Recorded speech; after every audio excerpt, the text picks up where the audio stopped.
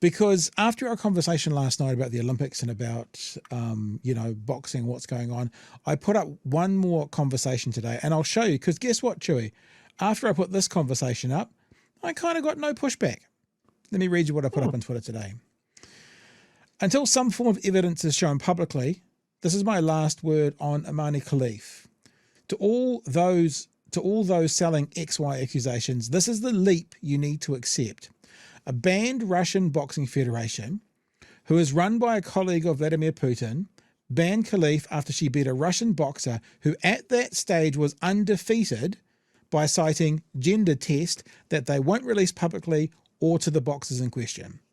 If you're happy to take those undisputable facts as credible evidence, then you do, or you be you, boo. I am not. I reserve the right to change my position in the future should credible evidence be brought into the public sphere. But as for right now, I see no reason not to believe that Khelif is female and is competing in the correct category.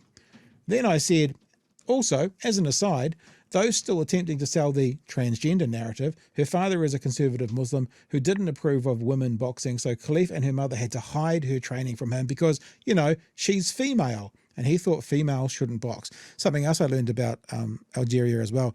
It's illegal to be transgender, so you can't get a passport in a sex that's opposite to what you were born with.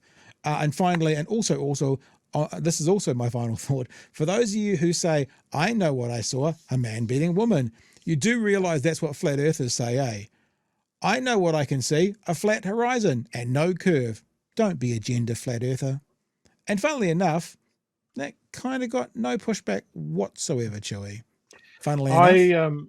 I think the final word, actually, the Italian boxer who noped who out will embrace her.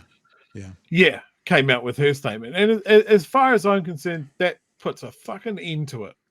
IOC has made their position clear. Everything's been thrashed to death. And now the person that kicked it all off has said, look, you know what? This is why I was angry, because I saw my Olympic dream disappear in smoke. Fair enough. I can understand that's a human reaction. I can understand being very pissed off at everything. Yourself, your opponent, the whole fucking thing. But to actually make that statement and go, you know what? That's on me.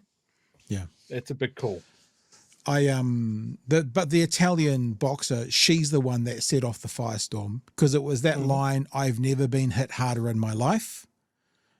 Because there was a Fallon Fox, I think her name was, who was a transgender fighter in the MMA. And that was a line that the females that Fallon Fox as transgender women were fighting would say. So as soon as that Italian boxer used that sentence, probably inadvertently, might have been completely true, that's what set off the firestorm. So actually, although she's said, oh, I'm sorry, she's kind of got a huge responsibility in this because of what she said, which she's now recounted. But as you know, lies go around the world 3 times before truth gets its pants on. And it's one of those situations.